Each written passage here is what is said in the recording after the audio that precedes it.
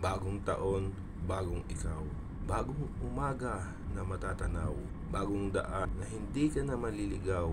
Bagong mundo na hindi ka na kailangang isigaw. Yung mga bagay, hinaing at gusto mo, na palaging bitbit mo sa bawat yugto ng iyong buhay. Bagong taon, bagong ako. Bagong pangarap, bagong mga plano. Isang bagong ako na sasalubungin ang bagong taon na mas matibay na kumpara noon. Isang bagong ako na tatahakin ang bagong direksyon, bagong lalakaran, bagong paglalaanan ng oras at panahon, hanggang sa aking maranasan yung buhay na dating pinapangarap lang.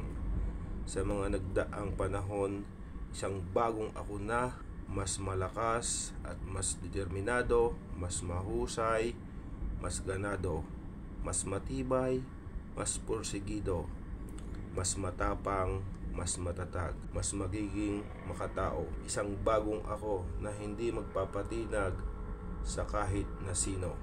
Isang bagong ako na magbabago.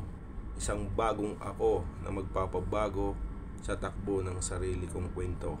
Magagawa ko ngayong taon, magtatagumpay ako. Magtatagumpay ka, magtatagumpay tayo. Kasi ngayong taon, papaldo ka na. Ngayong taon, papabor na. At higit sa lahat, ngayong bagong taon, para sa iyo na. Kaya wag na wag kang hihinto hanggat hindi ka pa nananalo. Pero bago ko tapusin ang tulang ito, gusto ko muna pong magpasalamat para sa mga taong na sumuporta sa akin ngayon. Sa nagdaang taon, sana sa susunod andyan pa rin kayo. Kaya isang pagpupugay para sa lahat ng mga tao na patuloy na sumusubaybay sa hamon ng buhay. Ako nga po pala si Aklimix Vlog, at salamat sa inyong lahat sa suporta at sa patuloy na pagsuporta. God bless to all.